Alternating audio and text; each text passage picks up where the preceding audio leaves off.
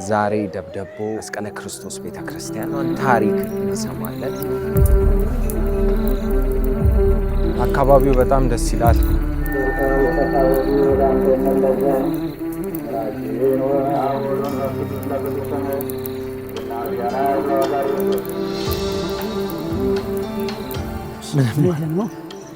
ምኖርበት ቤት ይሄ ነው።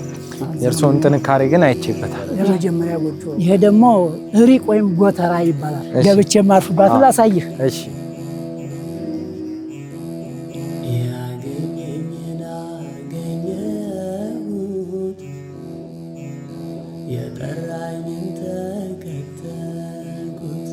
የድሮ አባቶቻችን እንዳይቀር ነው። ታዲያስ እንጀራን ሰፊ ያርግልኝ፣ እግዚአብሔር ይስጥልኝ፣ ያክብርልኝ። አሁን አረፍ ብለን ቡና ብንጠጣ ነው የሚሻለው። እስካሁን አደከምኩ። ኧረ ችግር የለውም።